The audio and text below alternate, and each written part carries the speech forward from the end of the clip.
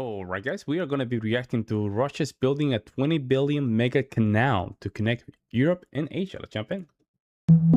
Throughout history, a few man-made waterways have altered the course of civilizations. The Suez Canal turned deserts into gateways between Europe and Asia, while the Panama Canal cut through mountains to unite two oceans. Each reshaped global trade, power, and influence. Now, on the vast plains between the Caspian and the Black Sea, another audacious plan is unfolding, a vision that could rival those legendary passages. The Caspian Sea, the world's largest inland body of water, holds immense wealth in oil, gas, and grain. Yet it remains landlocked, its lifeline to the oceans constrained by the shallow Volga-Don Canal, a Soviet-era relic too small for modern cargo ships. Traders, governments, and investors alike know the bottleneck is unsustainable. Imagine a new deep-water artery, wide and powerful enough to carry massive cargo vessels, carving a direct link from Central Asia to the Mediterranean. If built, this project could redraw Eurasia's economic map, fuel new trade routes, and shift the balance of power across continents. Today, let's delve into Russia's ambitious $20 billion Eurasia Canal megaproject. Don't forget to click on that subscribe button and like this video, as it's the best way to support this channel. The case for the Eurasia Canal begins with how Caspian trade currently moves. The vast Caspian Sea, though rich in oil, gas, and grain, remains landlocked. Its littoral states, Russia, Kazakhstan, Turkmenistan, Azerbaijan, and Iran, depend on complex transit routes to reach global markets. The key maritime outlet is the Volga-Don Canal, a 101-kilometer Soviet waterway completed in 1952 under Joseph Stalin. At the time, it was a triumph, stitching the Caspian into Europe's inland navigation system. But 7 decades later, the Volga-Don is a liability. Its shallow 3.5-meter depth only allows passage for small vessels of up to 5,000 tons, far below the size of modern bulk carriers and tankers. Congestion, aging infrastructure, and frequent delays compound the problem. For Kazakhstan, whose economy depends heavily on oil, gas, metals, and grain exports, this choke point is especially costly. Pipelines and railroads provide alternatives, but they are expensive and leave the country dependent on powerful neighbors. The search for a solution began in the early 1990s. It's true, because you're depending on land. See, you're depending a lot on land. You know what I'm saying? Like, depending too much on land, you don't, and we can see it right now. The Russian-Ukraine situation, like, we can see it. You depend on a lot of people's land, it becomes a problem. As Kazakhstan gained independence, President Nur-Sultan Nazarbayev envisioned a new deep-water canal capable of handling ocean-going ships, giving his landlocked nation direct maritime access.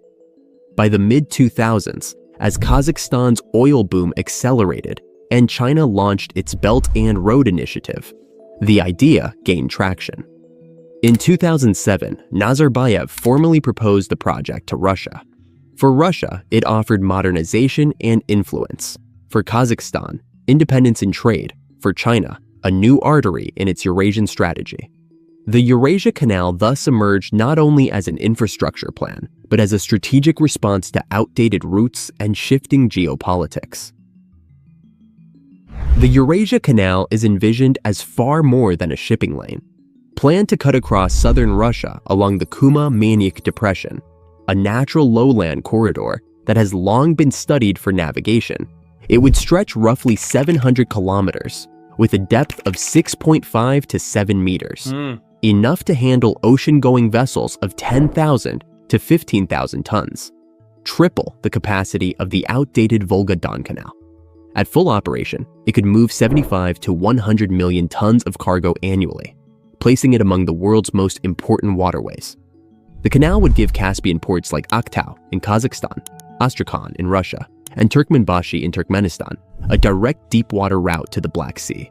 And from there, ships could continue through the Bosporus Strait into the Mediterranean Sea and to the global oceans. Exactly. This shortcut would slash transit costs for Central Asian exports of oil, gas, grain, and metals, creating a faster and... Yeah, it's like people don't get a lot from this region, right? It's like, it's weird. But thing is, for them to export, you have to go through a lot, right? Cheaper route to markets in Europe, the Middle East, and Africa. Design plans borrow from global best practices, with modern lock systems like those in the Panama Canal expansion, which allow ships to be lifted efficiently while conserving water. In high-traffic stretches, dual-lane navigation would allow vessels to pass in both directions without bottlenecks, while smart technologies such as satellite tracking, automated traffic management, and embedded sensors would monitor conditions, predict maintenance, and streamline operations. Together, these features would make the Eurasia Canal larger, faster, and far more reliable than its Soviet-era predecessor. Environmental safeguards remain central to feasibility. Proposals include artificial reservoirs to regulate water supply, rechanneling systems to prevent desertification, and fish passages to protect biodiversity.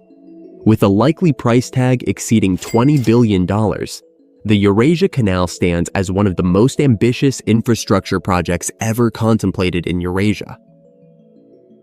The construction of the Eurasia Canal would be a monumental task, requiring excavation on a scale comparable to the Suez Canal and involving decades of sustained effort. The geography of southern Russia is characterized by flat grassland interspersed with low hills. Caspian lies below sea level while the Black Sea is at sea level. To balance these, massive pumping and lock systems would be required. Hydrological models must ensure that water drawn from rivers does not deplete ecosystems. Similarly, constructing embankments and concrete linings over hundreds of kilometers demands enormous volumes of material, labor, and machinery. Another challenge lies in soil stability. Parts of the grassland are prone to salinization and erosion. Maintaining stable canal banks will require reinforced embankments, likely using geotextiles and modern concrete techniques. Bridges, tunnels for roads and pipelines, and auxiliary reservoirs would further complicate the engineering picture. Experts predict that construction could take 10 to 15 years, depending on funding, with peak labor forces in the tens of thousands.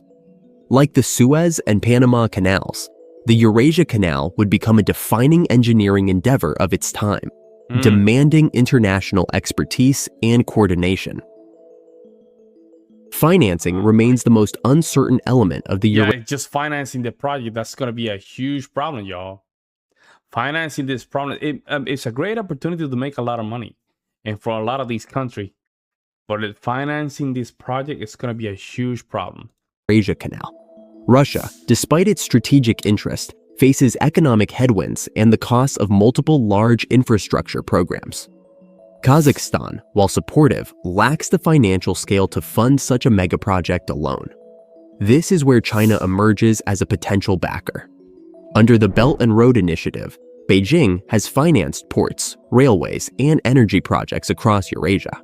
For China, investing in the Eurasia Canal would provide a maritime shortcut for Central Asian exports and reinforce its role as the architect of Eurasian connectivity. Several models have been discussed, including public-private partnerships, joint ventures, and sovereign wealth fund participation. The Kazakh Samruk Kazina Fund and Russia's National Welfare Fund could take stakes, while Chinese state banks might extend loans. However, geopolitical tensions, sanctions, and investor risk perceptions complicate matters. Timelines floated in the late 2000s optimistically envisioned completion by the 2020s, but little tangible progress has occurred. As of 2025, the project remains in the planning and feasibility stage, with no formal construction underway. Okay, so given the they haven't even built anything yet. Complexity, even if financing were secured soon, completion would likely not occur before the late 2030s or 2040s. The Eurasia Canal is as much a geopolitical gamble as it is an engineering challenge. While Russia and Kazakhstan support the project, other Caspian states, such as Iran and Azerbaijan, view it with suspicion, fearing it could cement Russian dominance over regional maritime routes. Turkey, which controls the Bosporus and Dardanelles Straits, would retain leverage, since all Caspian exports must still pass through its waters. This could limit the canal's utility as a fully independent corridor. Political instability adds further uncertainty, with Russian sanctions, shifting Chinese investment priorities, and Kazakhstan's own domestic politics, all capable of stalling progress. Economics present another hurdle. With costs projected at over $20 billion, critics question whether the investment can be justified. Unlike the Suez or Panama canals, which thrive on dense global trade flows, the Caspian region's exports remain relatively narrow, dominated by oil, gas, and grain. Existing pipelines, railways, and the aging Volga-Don Canal already serve these markets, raising doubts about whether volumes would ever reach the levels needed to cover costs. Environmental concerns deepen opposition. I think this one is going to be this is the problem right here, the environmental concerns. I can see people protesting. I don't know how they do over there, but this is where I see the problem. Money, you can always find the money. But this right here. Environmentalists warn that diverting water into a massive artificial channel could reduce river flows, alter fragile ecosystems, and damage fisheries that local communities depend on. Concerns over soil salinization and desertification highlight the ecological costs of carving a deep water corridor through the grassland. Supporters argue that the Eurasia Canal could transform the region's fortunes. For Kazakhstan, it would serve as a maritime lifeline, diversifying export routes and easing reliance on Russian pipelines or Chinese railways. For Russia, it promises modernized infrastructure, new toll revenues, and a stronger role in Eurasia's transport hub. For China, it would add a vital water corridor to the Belt and Road Initiative, complementing existing rail and maritime routes. Economically, the canal could cut shipping costs for Caspian exports, create tens of thousands of jobs, and stimulate industries along its banks. And not only that, create a stronger, I will say, a stronger import between those allies and those countries. Oh yeah, I can see logistics it, hubs, industrial parks, and new port complexes suggest it could anchor regional growth in southern Russia and western Kazakhstan. Strategically, it would pull the Caspian more firmly into global trade networks, reducing isolation and strengthening resilience against overland bottlenecks. Yet the canal remains an ambitious vision rather than a reality. Its future hinges on whether financing, geopolitics, and engineering align. If built, it could stand beside the Suez and Panama as a defining waterway of the modern era. If not, it will remain a bold but unrealized dream on the map of Eurasia. Very good. I think this is a great opportunity for that region. I do believe so. Not only that, giving them the opportunity to create better trades between them. You have China, Kazakhstan, some of the other countries that they can create that. And then Russia can give them the opportunity to just go down to the Mediterranean and just do more trades. Because some of these countries, they had to rely on countries through land, which again, I don't think is a good idea. But what you're doing is basically relying on people's interests too much. At least through water, you can sort of like manage to just do by your own kind of thing. We'd have to go through land. You don't know if you're in the middle of war, like what's happening right now with Ukraine. Let me know what you guys think. I'll see you next one.